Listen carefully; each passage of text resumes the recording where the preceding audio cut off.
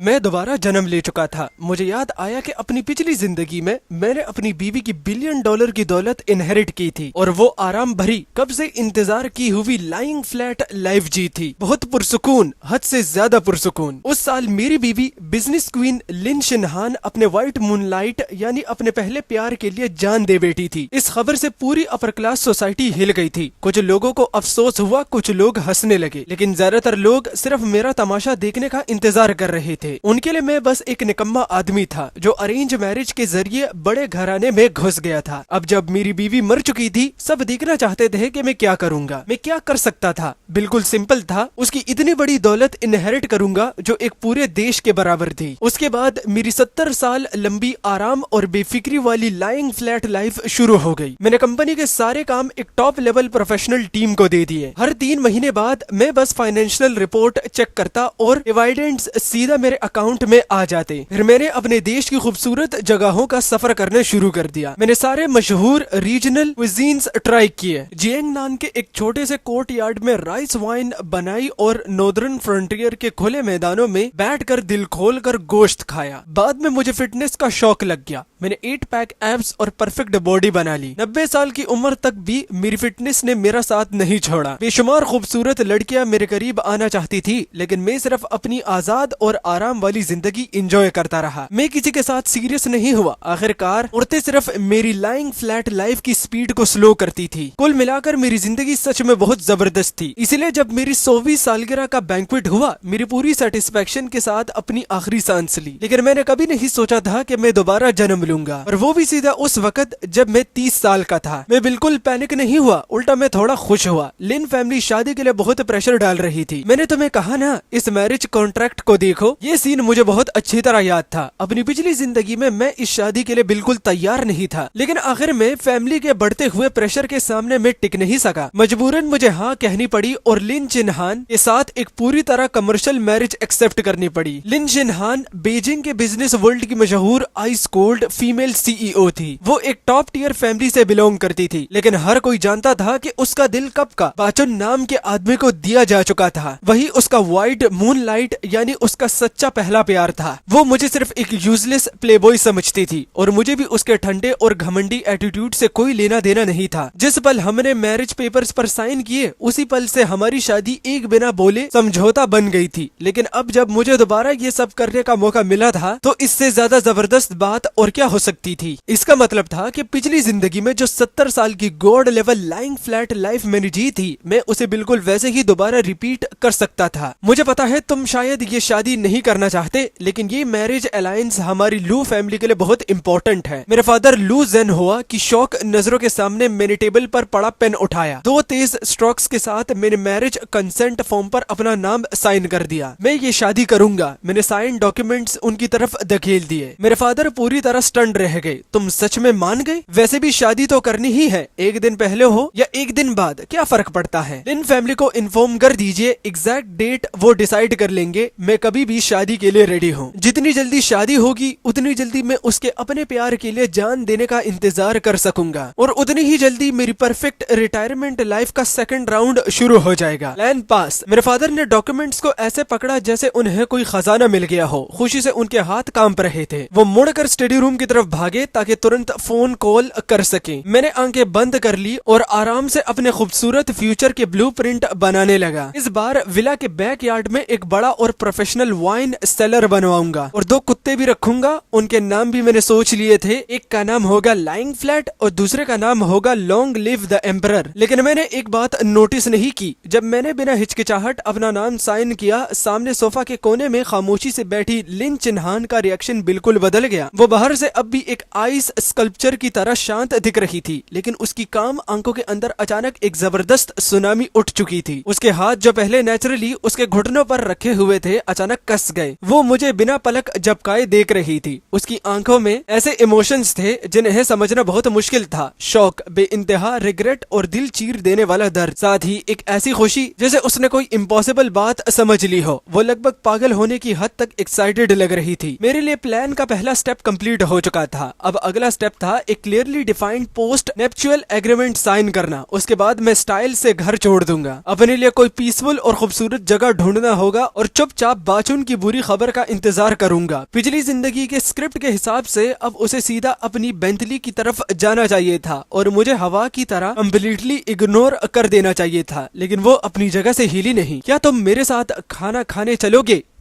क्या मैंने सही सुना? कहीं स्क्रिप्ट चेंज तो नहीं हो गई? क्या ये सच में वही आइस कोल्ड फीमेल सीईओ थी? पिछली जिंदगी में कंपल्सरी फैमिली गैदरिंग के अलावा हमने कभी प्राइवेट में एक दूसरे से एक सेंटेंस तक नहीं बोला था। वो नर्वस दिख रही थी, उसकी नजरें बार बार इधर उधर जा रही थी, वो मेरी आंखों में देखने की हिम्मत नहीं कर पा रही थी। मैंने कहा, मुझे लगता है हमारे बीच ऐसी फॉर्मेलिटीज की जरूरत नहीं है। मैं बस उसे याद दिला रहा था कि हमारे बीच का डील बिल्कुल क्लियर था। मेरी बात सुनते ही उसका पूरा बदन स्टिफ हो गया। उसकी आंखों में तुरंत आंसू की एक परत उभर आई। ऐसा लग रहा था जैसे मेरी बातों ने सीधा उसके दिल में चुरा घोंप दिया हो। इस औरत को आखिर हुआ क्या है? पहले तो इसका दिल इतना फ्रेजाइल नहीं था, लेकिन अभी से उम्मीद छोड़ने की जरूरत नहीं थी। बाचुन अभी मरा नहीं था। अगर लिन चिन्हान ने अभी ही प्यार के लिए अपनी जान दे दी तो मेरी इनहेरिटेंस का क्या होगा? हम सब एडल्ट्स हैं, वक्त बहुत कीमती है, उसे बेकार की चीजों पर वेस्ट करने की कोई जरूरत नहीं। क्या साथ खाना खाना भी बेकार की चीज है? मैं बिल्कुल समझ नहीं पा रहा था आखिर लिन चिन्हान को क्या हुआ था। कहीं उसके अंदर कोई अजीब चीज तो नहीं घुस गई? मेरे पास अभी कुछ काम था, इसलिए मैंने डिसाइड कर लिया कि उलझन को जल्दी खत्म करना होगा। मैं उसके साथ इसी तरह उलझा नहीं रह सकता था। स्टोरी को दोबारा सही ट्रैक पर लाना जरूरी था। हमारे ब्राइडल होम के दरवाजे का पासवर्ड तुम्हारा बर्थडे है। मैं बिना पीछे देखे आगे बढ़ता रहा, लेकिन मेरी बात सुनते ही उसके कदम हल्की देर के लिए रुक से गए। मैं आज रात घर वापस आऊंगी, तुम्हारे लिए खाना बनाऊंगी। मैं लगभग जमीन पर गिर गया। ये खबर कुछ ज्यादा ही एक्सप्लोसिव थी। वो ब्राइडल होम में वापस आना चाहती थी और मेरे लिए खाना भी बनाएगी। मैं जरूर सपना देख रहा था। ये औरत पूरी तरह पागल हो चुकी थी। मैंने कोई जवाब नहीं दिया और लगभग घबरा कर वहाँ से भाग निकला। मैं जल्दी से अपनी स्पोर्ट्स कार में बैठ गया। मुझे शांत होना होगा। जरूर मेरी रिबर्थ के तरीके में ही कोई प्रॉब्लम थी। हाँ, ऐसा ही होगा। फिलहाल मुझे कहीं चुप कर सिचुएशन को समझना चाहिए। मैं उस सो कॉल्ड मार्शल होम में वापस नहीं गया। मैं सीधा अपने उस लाइंग फ्लैट बेस कैंप पर चला गया जिसे मैंने काफी पहले तैयार करवा लिया था। सिटी सेंटर के सबसे ऊपर वाली फ्लोर पर एक बड़ा लग्जरी अपार्टमेंट। वहां से दिखने वाला व्यू बिल्कुल अनबीटेबल था। मैंने अपने लिए एक ग्लास पुरानी और कीमती विस्की डाली। लिन चिन्हान के एबनॉर्मल बिहेवियर के पीछे जरूर कोई वजह थी। उसकी वो नजर और उसका वो टोन, पहले वो कभी ऐसी नहीं थी। आखिर प्रॉब्लम कहाँ हुई? रुको, कहीं वो भी दोबारा जन्म लेकर तो नहीं आई? नहीं, इम्पॉसिबल। ऐसा तभी हो सकता है जब आसमान से सुअर उड़ने लगे। मुझे खुद को डराना बंद करना चाहिए। उसकी नजर सच में अजीब थी, लेकिन उसमें मेरे लिए जरा भी नफरत नहीं थी। तो फिर असली वजह क्या थी? मैं जितना सोचता उतना ही कंफ्यूज होता जा रहा था। मैंने इरिटेट होकर अपनी कनपट्टियां मसली। छोड़ो, मैं इसके बारे में और नहीं सोचूंगा। चाहे उसके दिमाग में कोई भी अजीब हवा चल रही हो, जब तक वो मेरे अनलिमिटेड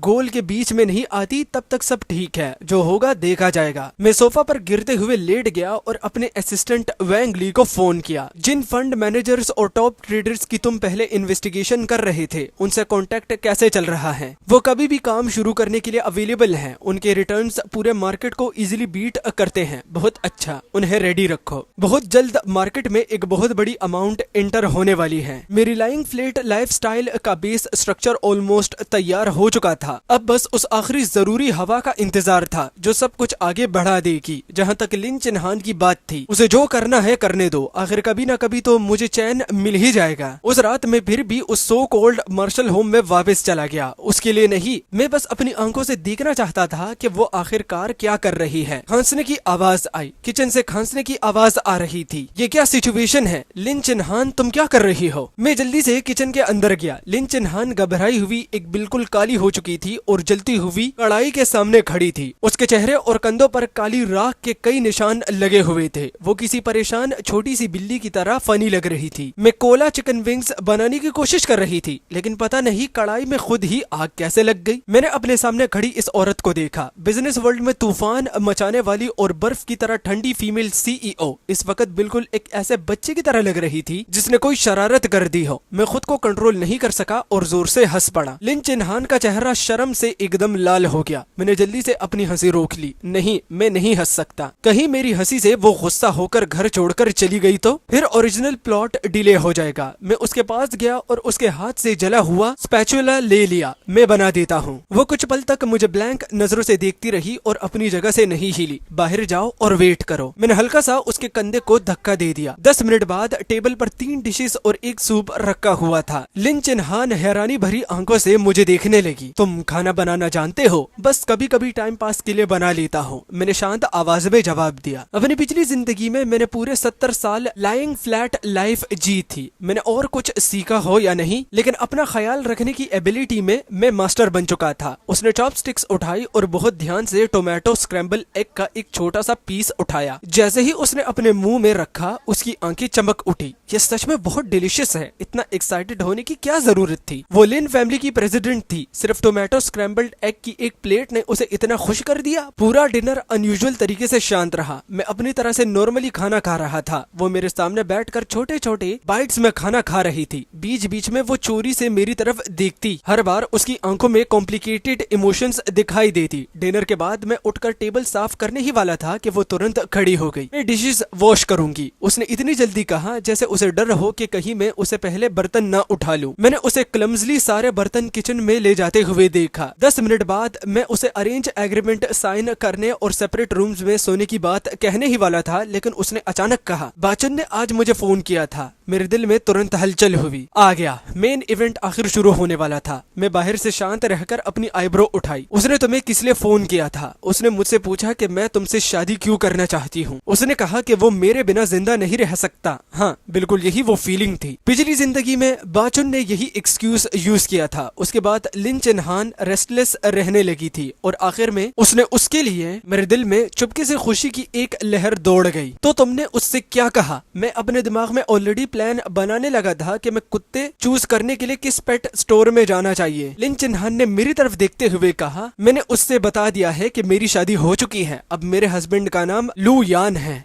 मैंने उसे कह दिया कि फ्यूचर में मुझे दोबारा हैरास ना करे, वरना उसे अपने किए की कीमत चुकानी पड़ेगी। क्या उसने अभी क्या कहा? उसने बाचुन को रिजेक्ट कर दिया और ऊपर से उसे धमकी भी दे दी। ये तो हमारे तय किए हुए स्क्रिप्ट जैसा बिल्कुल भी नहीं था। मेरा ओरिजिनल स्क्रिप्ट कहाँ गया? मेरा स्क्रिप्ट किसने बदल दिया? पिछली जिंदगी में मैंने तुम्हारे साथ बहुत गलत किया था। रुको, उसने अभी क्या कहा? पिछली जिंदगी? वो भी दोबारा जन्म लेकर आई थी। तभी वो कल से इतना अजीब बिहेव कर रही थी। तभी वो खाना बनाने की कोशिश कर रही थी और तभी उसने बाचुन को रिजेक्ट कर दिया। असल में वो भी अपनी पिछली जिंदगी की सारी यादों के साथ वापस आई थी। मैं लिन चिन्हान को देखता रहा। मेरे दिमाग में तूफान मचा हुआ था। तो मेरा प्लान, मेरी ग्रैंड लेइंग फ्लैट लाइफ का प्लान अब सब बर्बाद होने वाला था। मेरे अंदर गुस्से की आग भड़क उठी। मेरा मन कर रहा था कि उसका गला पकड़कर पूछूं, तुम दोबारा जन्म लेकर क्यों आई? क्या तुम चुपचाप मर नहीं सकती थी? अच्छा, अब ये यहाँ पर एमसी थोड़ा झाटू की तरह एक्ट कर रहे हैं। इसकी माँ का टूथपेस्ट यहाँ पर अब ये गलत है। कौन कौन मेरे साथ एग्री करता है कमेंट में बताओ। मुझे समझ नहीं आ रहा था तुम क्या कर रही हो। मैंने अनजान बनने और बेवकूफ होने की एक्टिंग करने का फैसला किया। अभी सिचुएशन ये थी कि मैं उसका सच जानता था, लेकिन वो मेरा सच नहीं जानती थी। उसे बिल्कुल अंदाजा नहीं था कि मैं भी रिबोर्न हो चुका हूँ। यही इंफॉर्मेशन गैप फिलहाल मेरा इकलौता एडवांटेज था। तुम समझ रहे हो मैं क्या कहना चाहती हूँ? मुझे पता है कि तुमने सिर्फ लू फैमिली के फायदे के लिए मुझसे शादी की थी। तुम मुझसे बिल्कुल प्यार नहीं करते थे। पिछली जिंदगी में मैं बाचुन जैसे हिपोक्रेट के प्यार में अंधी हो गई थी। मैंने तुम्हें टुकराया, तुम्हें इग्नोर किया और तुम्हारे साथ बहुत बुरा बर्ताव किया। आखिर में मैंने एक बहुत बड़ी बेवकूफी कर दी। मेरी वजह से तुम पूरे बीजिंग में मजाक बन गए। लू यान, मुझे माफ कर दो। मैं सच में बहुत शर्मिंदा हूँ। इस जिंदगी में मैं दोबारा बेवकूफी नहीं करूंगी। मैं सच में तुम्हारी वाइफ बनूंगी और तुम्हारे साथ जो गलत किया था उसकी भरपाई करूंगी। मेरी भरपाई? वो मेरी क्या भरपाई कर सकती थी? मेरी भरपाई करने का सबसे अच्छा तरीका तो यही था कि वो जल्दी से मर जाए और अपनी सारी इनहेरिटेंस से मेरे नाम छोड़ दे। लिंचिन, अपनी ये रिडिकुलस सिंपैथी अपने पास रखो। मुझे तुम्हारी किसी कंपनसेशन की जरूरत नहीं है। शुरू से लेकर आखिर तक हमारे बीच सिर्फ एक ट्रांजैक्शन था। तुम्हारे लिए बेहतर होगा कि तुम इस बात को अच्छी तरह याद रखो। मैंने उसकी तरफ दोबारा नहीं देखा। मैं मुड़ा और सीधा अपने रूम में चला गया। अब बहुत बड़ी प्रॉब्लम खड़ी हो चुकी थी। ये सच में ट्रबलसम था। एक ऐसी वाइफ जो मरने के लिए तैयार हो वो स्कैरी नहीं होती, लेकिन एक रिबोर्न वाइफ जो हर हाल में मेरी भरपाई करना चाहती हो वो सबसे ज्यादा डेंजरस थी। मेरी ग्रैंड लाइंग फ्लैट लाइफ अभी ऑफिशियली शुरू भी नहीं हुई थी। क्या वो शुरू होने से पहले ही बैंकरप्ट होने वाली थी? अगली सुबह मैं अपनी आंखों के नीचे गहरे डार्क सर्कल के साथ रूम से बाहर निकला। मैं पूरी रात सो नहीं सका। मेरे दिमाग में सिर्फ एक ही बात घूम रही थी। इस अनप्रेडिक्टेबल रिबोर्न लिन चिन्हान से कैसे निपटा जाए। उसके साथ सीधा तरीका बिल्कुल सही नहीं होता। उसका दिमाग फिलहाल गिल्ट से भरा हुआ था। मैं चाहे उसे कितनी बार भी बुरी बात कह दूं, वो उसे अपने पिछले गुनाहों की वजह से हुआ मेरा दर्द समझेगी। मुझे कोई दूसरा तरीका सोचना होगा। मुझे उसे खुद ही हार मान लेने पर मजबूर करना होगा। मुझे ऐसा करना था कि वो मुझसे पूरी तरह डिसअपॉइंटेड हो जाए, उसे लगे कि मैं उसके लायक ही नहीं हूँ। जब वो मुझसे बिल्कुल निराश हो जाएगी तब शायद वो दोबारा अपने पुराने रास्ते पर लौट जाएगी। लेकिन पहले उसे अपनी मर्जी से मुझे छोड़ना होगा। तो एक औरत को सबसे ज्यादा डिसअपॉइंटेड कैसे किया जा सकता है? हाँ, मैं एक अमीर घर का बिगड़ा हुआ सेकंड जनरेशन रिच किड था। ना कोई स्किल, ना कुछ सीखने की इच्छा, बस आलसी, निकम्मा और ऐश परस्त। दिन भर मौज मस्ती करना और लड़कियों के पीछे घूमना। पिछली जिंदगी में दूसरों की नजरों में मेरी इमेज वैसी भी बिल्कुल ऐसी ही थी। इस जिंदगी में मुझे और भी ज्यादा एक्सट्रीम एक्टिंग करनी होगी, और भी ज्यादा आउटरीजियस। लिन चिन्हान जैसी स्ट्रॉन्ग और परफेक्शनिस्ट औरत जो अपने आंखों में जरा सी गंदगी बर्दाश्त नहीं करती, वो मेरे यूजलेस और निकम्मे रूप को कभी टॉलरेट नहीं कर पाएगी। हो सकता है कि बाचुन की मौत की खबर आने से पहले ही वो खुद डिवोर्स एग्रीमेंट मेरे मुंह पर फेंक दे। भले ही मुझे उसकी पूरी इनॉर्मस इनहेरिटेंस न मिले, लेकिन डिवोर्स के बाद मिलने वाली प्रॉपर्टी भी मेरे लिए कई जिंदगियां आराम से जीने के लिए काफी होंगी। ये प्लान वर्केबल था। ये सोचते ही मुझे लगा कि खिड़की के बाहर का आसमान अचानक पहले से ज्यादा नीला हो गया है। मैं एंट्रेंस पर गया और अपने शूज चेंज करने लगा। लिन चिन्हान भी मेरे पीछे आ गई। उसकी आवाज में हल्की सी नर्वसनेस थी। तुम बाहर जा रहे हो? हाँ। प्लान के मुताबिक बाहर जाकर मौज मस्ती करने। परफॉर्मेंस शुरू होने वाली थी। तुम कहाँ जा रहे हो? आज ऑफिस में मेरा कोई अर्जेंट काम नहीं है, मैं तुम्हारे साथ चल सकती हूँ। ठीक, मेरी एक खूबसूरत लड़की के साथ मीटिंग है। प्रेसिडेंट लिन, आपको जाकर पैसे कमाने चाहिए। आखिर मेरी बाकी आधी जिंदगी के कंफर्टेबल दिन आपकी कमाई पर ही डिपेंड करते हैं। बस काम खत्म। मेरी बात सुनते ही उसके चेहरे का सारा रंग उड़ गया। मैंने आराम से दरवाजा बंद कर दिया। हाँ, ये बात दिल तोड़ने वाली थी, है ना? एक ऐसा हस्बैंड जो खुद कुछ नहीं कर सकता और सिर्फ अपनी बीवी के पैसों पर पलना चाहता है। अब भी वो मेरी भरपाई करना चाहेगी? मुझे बिल्कुल यकीन नहीं था। मैं अपनी फ्लैशी रेड फेरारी चला रहा था। मेरा डेस्टिनेशन बीजिंग का सबसे टॉप प्राइवेट क्लब था। ऑफ कोर्स मैं सच में किसी ब्यूटीफुल वुमेन से मिलने नहीं जा रहा था। मैं सिर्फ अपनी लाइफ एंजॉय करने आया था। इस क्लब का टैन फैमिली क्विजीन सच में कमाल का था। सुना था यहाँ का हेड शेफ पुराने रॉयल इंपीरियल शेफ्स का सक्सेसर था। पिछली जिंदगी में यहाँ का रेगुलर कस्टमर था। मेरी टेस्ट बर्ड्स कब की हाई क्लास फूड की आदत में बिगड़ चुकी थी। मैं आराम से डिलीशियस फूड एंजॉय कर रहा था, लेकिन मैंने बिल्कुल नोटिस नहीं किया कि मुझसे कुछ दूर एक कैजुअल बूथ में कोई मुझे घूर रहा था। उसकी जल्दी हुई नजरें इतनी इंटेंस थी जैसे मुझे वही भस्म कर देना चाहती हो।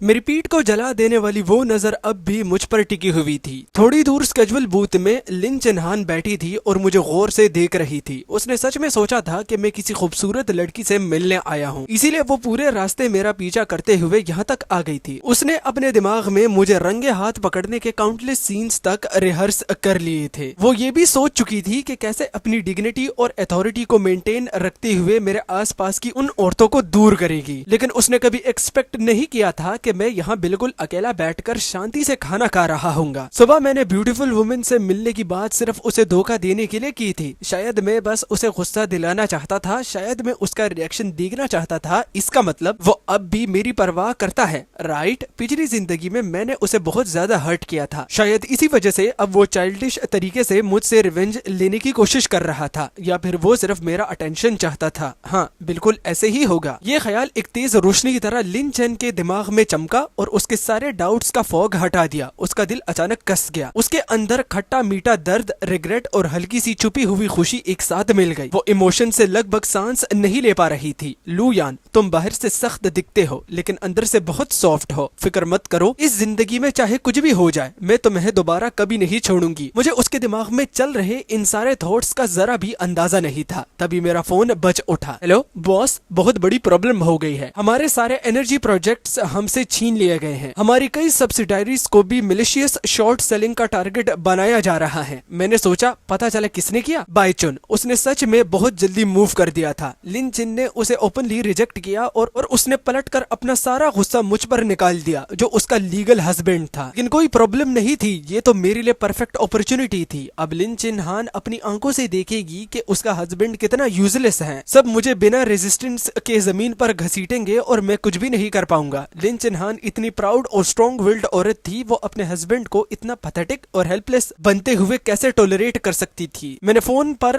कामली कहा, पैनिक करने की जरूरत नहीं, उसे जो करना है करने दो, बिल्कुल रेजिस्ट मत करना। फोन के दूसरी तरफ वैंग ली पूरी तरह स्टंड हो गया। बॉस, लेकिन इसमें सेवरल 100 मिलियन का लॉस हो सकता है। बस कुछ 100 मिलियन ही तो है। उसे मिस्टर बाय के लिए वेलकम गिफ्ट समझ लो। उसे खेलने दो, जितना एंजॉय करना चाहता है करने दो। मैं यही चाहता था। मैं चाहता था कि पूरा बीजिंग क्लियरली देख ले कि मैं लू यान एक होपलेस निकम्मा आदमी हूँ जो कभी सक्सेसफुल नहीं हो सकता। बाय चुन मुझे जितना ज्यादा सप्रेस करेगा, लिन चिन को उतना ही लगेगा कि मैं उसके लायक नहीं हूँ। बहुत जल्द लू ग्रुप का स्टॉक प्राइस क्रैश कर गया। बीजिंग के नंबर 1 फ्री लोडर को इन्वेस्टमेंट में भारी नुकसान। ये टॉपिक एक्सपेक्टेडली ट्रेंडिंग सर्चेस के टॉप पर पहुंच गया। पूरा इंटरनेट मेरा मजाक उड़ा रहा था। हंस हंस कर मर जाऊंगा। ये सच में खुद को बिजनेस जीनियस समझता था। लिन चिन हान के बिना इसकी औकात ही क्या है। ऐसे लोगों को लेसन मिलना ही चाहिए। मैं फोन स्क्रॉल करते हुए पूरी तरह एंजॉय कर रहा था। गालियां दो, जितनी रूथलेस गालियां होंगी उतना ही अच्छा। ऑनलाइन पब्लिक ओपिनियन पूरी तरह मेरे अगेंस्ट हो चुका था। बाइचुन का डायरेक्ट सप्रेशन भी सक्सेसफुल था। अब बस लिन चिन हान का मुझसे कंप्लीटली डिसअपॉइंटेड होना बाकी था। डिनर के वक्त मैं उस सो कॉल्ड मार्शल होम में वापस गया। मुझे लगा था कि दरवाजा खुलते ही मुझे लिन चिन हान का बर्फ जैसा ठंडा चेहरा दिखने को मिलेगा। उसकी आंखों में गुस्सा, डिस्गस्ट और इम्पेशंस होगी। लेकिन घर के अंदर एंटर करते ही मेरा वेलकम एक वार्म एटमॉस्फेयर से किया। लाइट के नीचे पूरे रूम में खाने की खुशबू फैल रही थी। लिन चिन हान एप्रन पहने किचन से लास्ट डिश लेकर बाहर आ रही थी। व्हाट द हेल, वो इतनी खुशी से क्यों मुस्कुरा रही थी? उसकी स्माइल देखकर मुझे अजीब सा डर लग रहा था। आज मैंने तुम्हारी सारी फेवरेट डिशेस बनाई हैं। मैंने केयरफुली पूछा, तुमने न्यूज नहीं देखी? तुम मुझसे गुस्सा नहीं हो? गुस्सा? वो क्लाउन्स इस लायक भी नहीं है कि मुझे गुस्सा दिला सके। मैंने उसे याद दिलाया वो सेवरल 100 मिलियन थे, रियल मनी था, सब चला गया। अब पूरा बीजिंग मुझे प्रोडिजल सन और निकम्मा कह रहा है। लिन चेन ने कामली कहा, ऐसे चले गए तो दोबारा आ जाएंगे। जब तक तुम अच्छे इंसान हो, मेरे लिए वही सबसे इम्पोर्टेंट है। ये औरत सच में पागल हो चुकी थी। स्क्रिप्ट ऐसा नहीं होना चाहिए था। उसे मुझे उंगली दिखाकर गालियां देनी चाहिए थी। फिर वो मुझे कंफर्ट क्यों कर रही थी? लू यान, मुझे तुमसे एक बात कहनी है। बाय चुन के मैं खुद हैंडल कर लूंगी। अब से मैं किसी को भी तुम्हें जरा भी हर्ट नहीं करने दूंगी। मैंने अंदर ही अंदर चीख कर कहा, बड़ी बहन, मैं तो चाहता हूँ कि तुम मुझे हर्ट करो। डाइवोर्स एग्रीमेंट मेरे मुंह पर फेंक दो। लिन चिन ने तुरंत फोन उठाया और ऑर्डर्स देने लगी। लीगल डिपार्टमेंट और इन्वेस्टमेंट डिपार्टमेंट को इन्फॉर्म करो। बाय ग्रुप के अनफेयर कंपटीशन के against comprehensive litigation procedures immediately शुरू करो। उनके ग्रुप के डिविजन्स एक्वायर करने की तैयारी करो। साथ ही हमारे पास जो भी रिसोर्सेज अवेलेबल है सब मोबिलाइज करो, चाहे कितनी भी कॉस्ट लगे। बाय ग्रुप के स्टॉक प्राइस और उनके कोर बिजनेसेस पर कंप्लीट अटैक शुरू करो। उसकी आवाज ज्यादा लाउड नहीं थी, लेकिन उसमें हजारों माइल्स तक बर्फ जमा देने वाली ठंडक थी। साथ ही एक फ्रेम और डेडली किलिंग इंटेंट भी था। मैं शौक में उसे देखता रहा। सिर्फ एक सेंटेंस की वजह से वो अपने पूरे बिजनेस एम्पायर की पावर मोबिलाइज करने को तैयार थी। ये वही औरत थी जो अकेले एक लिस्टेड कंपनी को कुचल सकती थी। मेरे दिमाग में बस एक ही ख्याल बचा था,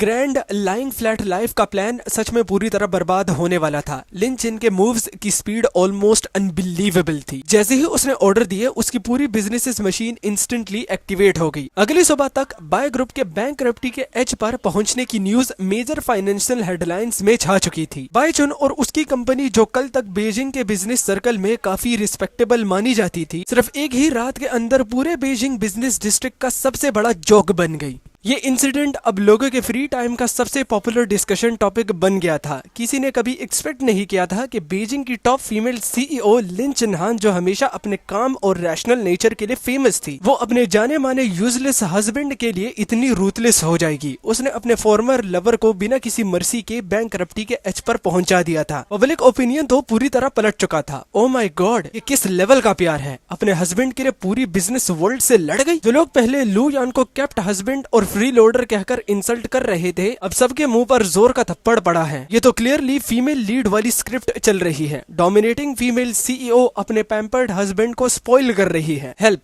कोल्ड फीमेल सीईओ और उसका क्यूट पैम्पर्ड हस्बैंड। मैं तो पहले ही इस कपल के आगे बाव कर रहा हूँ। नोवेल रियल लाइफ में आ गई है। मैं फोन स्क्रीन पर ये आउटरीजियस कमेंट स्क्रॉल कर रहा था। मेरे गले में मेटालिक टेस्ट भर गया। मैं वहीं पर खून की उल्टी करने वाला था। Female lead script, pampered young husband, क्या तुम सबकी आंखें सिर्फ डेकोरेशन के लिए है? तुम लोगों को दिख नहीं रहा क्या? मैं इस औरत के प्यार में बिल्कुल नहीं था। मैं बस चाहता था कि वो क्वाइटली अपना ओरिजिनल प्लॉट कंप्लीट करे और फिर जल्दी से मर जाए। मैंने इरिटेट होकर फोन सोफा पर फेंक दिया। मेरा पूरा बदन ऐसे ही ढीला पड़ गया जैसे पूरी हड्डियां ही निकाल ली गई हो। सब खत्म। मेरा प्लान कम्प्लीटली कोलैप्स हो गया था। मैं लिन चिन्हान को मुझसे डिसअपॉइंट करने में फेल तो हुआ ही, उल्टा मैंने उसे अपने हस्बैंड के लिए पूरी दुनिया से वॉर शुरू करने का चांस दे दिया। तभी एक और लेटेस्ट अपडेट सामने आ गई। कल के इंसिडेंट के बाद लिन ग्रुप ने रिपोर्टर्स को ऑफिशियली रिस्पॉन्ड किया था। डियर मीडिया फ्रेंड्स और उन सब लोगों के लिए जो अब भी हमारी परवाह करते हैं, मैं सिर्फ इतना कहना चाहता हूँ कि चाहे कुछ भी हो जाए, मैं हमेशा उसके साथ खड़ी रहूंगी। लिन ग्रुप अपनी पूरी स्ट्रेंथ यूज करके मेरे बिलवेड हस्बैंड को प्रोटेक्ट करेगा। कोई भी उसे हर्ट नहीं कर सकता। अब तो सब और भी खराब हो गया था। अब उसके मुझे डिवोर्स देने का चांसेस ऑलमोस्ट जीरो थे और वाई चुन की कंपनी के दोबारा खड़े होने की पॉसिबिलिटी भी बहुत कम थी। मेरी जिंदगी एकदम डार्क लगने लगी। क्या तुम न्यूज देख रही हो? लिन चिन्हान की आवाज मेरे पास से आई। क्या तुम अब भी मुझसे बचने की कोशिश कर रहे हो? मैं तुमसे नहीं बच रहा, बस थोड़ा टायर्ड हूँ। उसने क्लियरली ये नोटिस कर लिया था कि मैं उसे अवॉइड कर रहा हूँ। उसकी आंखों में डार्क ग्लिंट एक पल के लिए फ्लैश हुआ, लेकिन बाहर से वो अब भी काम और कंपोज्ड थी। बाई चुन का मैटर ऑलमोस्ट हैंडल हो चुका है। उसका टोन बिल्कुल नॉर्मल था।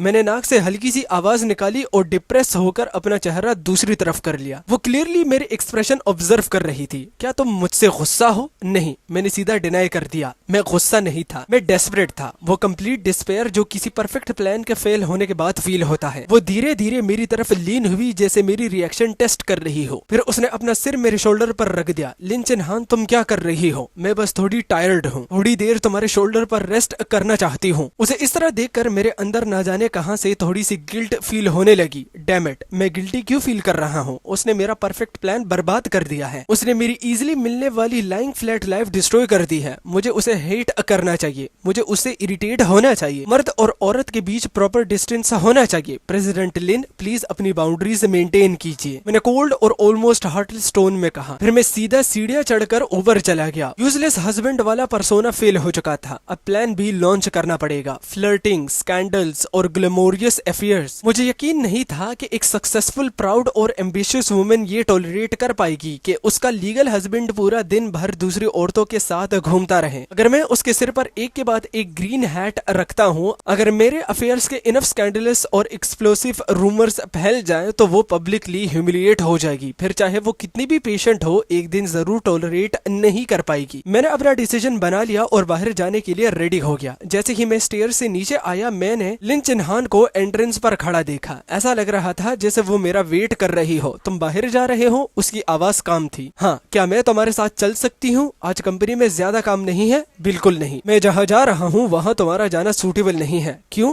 क्योंकि मैं डेट पर जा रहा हूँ। मेरी बात सुनते ही उसका पूरा बदन स्टिफ हो गया। उसकी प्यूपल्स शार्पली कॉन्ट्रैक्ट हुई। ऐसा लग रहा था जैसे किसी इनविजिबल नीडल ने सीधा उसके दिल को चीर दिया हो। वेरी गुड, मुझे एग्जैक्टली यही रिएक्शन चाहिए था। उसे दुख पहुंचाओ, उसे नाराज करो, उसे जेलसी फील करवाओ। जब वो लिमिट तक प्रोवोक हो जाएगी तब वो और टॉलरेट नहीं कर पाएगी। लेकिन अगले ही सेकंड उसका रिएक्शन फिर मेरी एक्सपेक्टेशन के बिल्कुल ऑपोजिट निकला। वो ना गुस्सा हुई, ना उसने मुझसे कोई क्वेश्चन किया। उसने बस स्टेडी और क्लियर आवाज में कहा, ठीक है, मैं तुम्हारे वापस आने का वेट करूंगी। उसकी आंखों में एक्सपेक्टेड एंगर बिल्कुल नहीं था, जेलसी का भी एक ट्रेस नहीं था, सिर्फ एक डीप और बॉटमलेस टॉलरेंस थी। ऐसी टॉलरेंस जो किसी को पूरी तरह डाउन कर सकती थी। उसके एक्सप्रेशन में एक ऑलमोस्ट इंडल्ज कामनेस थी जिसे देखकर मेरी स्कैल्प तक नम होने लगी, जैसे वो कह रही हो, जाओ बाहर मजे करो, बस घर वापस आना मत भूलना। मुझे ऐसा लगा जैसे मैंने पूरी स्ट्रेंथ से कॉटन पर पंच मारा हो। सारा फोर्स वापस मेरे अंदर ही फंस गया हो। मेरा दम घुटने लगा। इस औरत में डेफिनेटली कोई सीरियस प्रॉब्लम थी, बिल्कुल 100%। आखिर ये बनी किस चीज की है? ना नरमी से फर्क पड़ता है, ना हार्शनेस से। मैं कुछ भी करूं इस पर कोई इफेक्ट नहीं हो रहा। What the hell?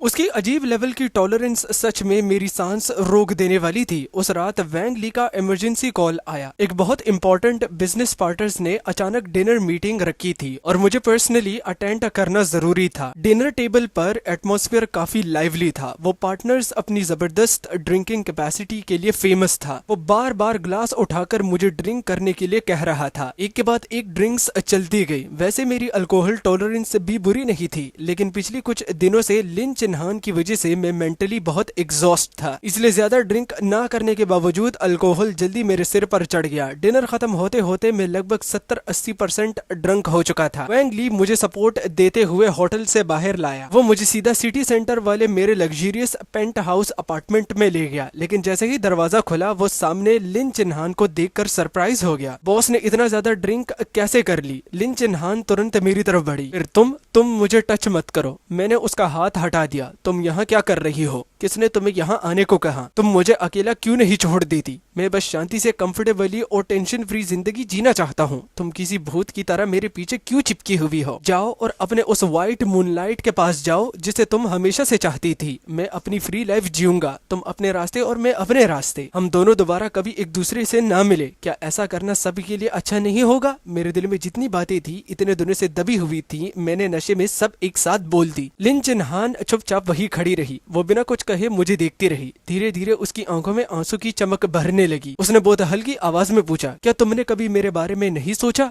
नहीं, मेरे प्लान में सिर्फ वो इनहेरिटेंस थी जो तुम मरने के बाद मेरे लिए छोड़ोगी। मेरी बात बर्फ में डूबी हुई डैगर की तरह थी। वो बिल्कुल परफेक्टली एक्यूरेसी के साथ सीधा उसके दिल में घुस गई। उसका पूरा बदन जोर से कांप गया। ऐसा लगा जैसे किसी इनविजिबल हैवी हैमर ने उसे जोर से हिट किया हो। जिन आंसुओं को वो काफी देर से रोक रखी थी वो आखिरकार उस पल टूटकर बह निकली। वो मुझे देखती रह गई। फिर उसने अपने होंठों के कोने को खींचकर एक अजीब और टूटी हुई स्माइल दी। तो शुरू से आखिर तक तुम्हें मुझसे बस वही चाहिए था जो मेरे मरने के बाद तुम्हें मिलता? वो भारी कदमों से धीरे धीरे मेरी तरफ बढ़ी। उसकी आंखों से आंसू रुक नहीं रहे थे, लेकिन उसकी नजर बिल्कुल खाली और डरावनी हो चुकी थी। ठीक है, मैं तुम्हें सब दे दूंगी। मेरी कंपनी, मेरा पैसा, मेरे शेयर्स, मैं तुम्हें अपनी जान तक दे सकती हूँ। कल हम डाइवोर्स पेपर वर्क कंप्लीट करने चलेंगे। मेरी सारी प्रॉपर्टीज तुम्हारी होगी। ये कहने के बाद उसने मुझे एक आखिरी बार बहुत गहरी नजर से देखा। उस नजर में जो रोशनी कभी थी वो पूरी तरह बुझ चुकी थी। फिर वो मुड़ गई, एक सेकंड के लिए भी नहीं रुकी और दरवाजे के बाहर कॉरिडोर के अंधेरे में गायब हो गई। डाइवोर्स एग्रीमेंट अनएक्सपेक्टेडली बहुत स्मूथली साइन हो गया। लिन चिन्हान ने बिल्कुल वही किया जो उसने कहा था। उसके नाम पर जो कैश, स्टॉक्स और रियल एस्टेट थे उनमें से ऑलमोस्ट सब मेरे नाम में ट्रांसफर कर दिए गए। यहाँ तक के लिन ग्रुप के कुछ नॉन कोर शेयर्स भी मुझे दे दिए गए। वो एक इतनी बड़ी वेल्थ थी कि किसी का भी सिर घूम जाए। इतना पैसा मेरी पूरी जिंदगी लाइंग फ्लैट मोड में जीने के लिए काफी से भी ज्यादा था। मैंने तुरंत अपनी ज्यादातर एसेट्स एक टॉप टियर ट्रस्ट और इन्वेस्टमेंट टीम को मैनेज करने के लिए दे दी। अपने पास बस उतना पैसा रखा जितना फ्रीली स्पेंड करने के लिए जरूरी था। भाई एक्सप्लेनेशन के बीच में बोल रहा हूँ, लेकिन ये बंदा बड़ा मादरचोद है। फर्स्ट टाइम है कि मैं एक ऐसी स्टोरी पढ़ रहा हूँ जिसमें मुझे एमसी पर ज्यादा गुस्सा आ रहा है और मेरा ये एक वैलिड क्रैश आउट भी है। अगर इस पर गुस्सा ना आए तो भाई किस पर आए, है ना? और उसके बाद मेरी असली ग्लोबल लाइंग फ्लैट जर्नी शुरू हुई। तेरी माँ की गर्दन को हार्पिक से साफ करूं? जो लेटे लेटे तुम अपना पैसा कमा रहे हो ना, मैं चाहता हूँ कि उल्टा लेट जाओ, तब असली पैसा कमा लोगे। और भाई गुस्से में बस यहाँ वहाँ निकल जाता हूँ। बस यार इस कैरेक्टर पर बड़ा गुस्सा आ रहा है। मैंने नॉर्वे के एक एफ जोर्ड के पास वुडन कैबिन खरीदा। हर सुबह उठकर फिशिंग करता, कभी अरोरा देखता, कभी फायर प्लेस के सामने बैठकर वो नॉवेल्स पढ़ता जिन्हें शायद जिंदगी भर कंप्लीट ना कर पाऊं। मैंने साउथ पैसिफिक में एक छोटा सा प्राइवेट आइलैंड भी खरीद लिया। वहाँ सफेद रेत थी, बिल्कुल साफ समंदर था, कोकोनट ट्रीज की लंबी लंबी शैडोज और पूरे आइलैंड पर फैली रही थी। मेरे पास 2 डॉग्स भी थे। एक का नाम था लाइंग फ्लैट, दूसरे का नाम था लॉन्ग लिव द एम्परर। मेरी डेली लाइफ की सबसे बड़ी टेंशन बस यही होती थी कि आज उनके साथ वेव्स के पीछे भागूं या हैमॉक में लेट कर उनके साथ सो जाऊं। कभी कभी मैं कैपिटल वापस लौट आता और अपने पेंट हाउस अपार्टमेंट में कुछ दिन स्टे करता, लेकिन मैंने लिन चिन्हान को दोबारा कभी नहीं देखा। सुना था कि उसने अपनी पूरी एनर्जी दोबारा लिन ग्रुप में लगा दी थी। वो फिर से फाइनेंशियल मैगजीन्स के कवर पर नजर आने लगी थी। उसका वही पुराना आई स्कूल और पावरफुल फीमेल सीईओ वाला रूप वापस आ गया था। एक दिन मेरे लॉयर ने मुझे एक मोटी सी फाइल दी। मिस्टर लू, मिस लिन चिन्हान ने ये डॉक्यूमेंट्स आपको डिलीवर करने के लिए भेज दिए हैं। ये उनके पर्सनल आर्ट कलेक्शन के last remaining pieces, jewelleries list और ओनरशिप ट्रांसफर डॉक्यूमेंट्स हैं। उन्हें कहा था कि एग्रीमेंट का ये पार्ट भी अभी इनकम्प्लीट था। अब ऑफिशियल हैंडओवर फुली कंप्लीट हो गया है। मैंने कैजुअली डॉक्यूमेंट्स के पेज पलटे। उनमें प्राइसलेस इंप्रेशनिस्ट पेंटिंग और top grade Z pieces listed थे। हर एक आइटम की वैल्यू बहुत ज्यादा थी। मैंने सिर्फ एक हल्का सा सिर हिलाया और कैजुअली डॉक्यूमेंट्स पर अपना नाम साइन कर दिया। ये बंदा मेरे मुंह से इतनी गालियां सुनेगा ना, लेकिन नहीं दे सकता यार, वीडियो पर $1 आ जाएगा। मेरे लिए यही सबसे परफेक्ट एंडी थी। मैं लू यान आखिर अपनी सपनों वाली लाइंग फ्लैट लाइफ जी रहा था। भोसड़ी के पूरी की एंडिंग बिल्कुल भी पसंद नहीं। मैं तो चाहता था इस बंदे की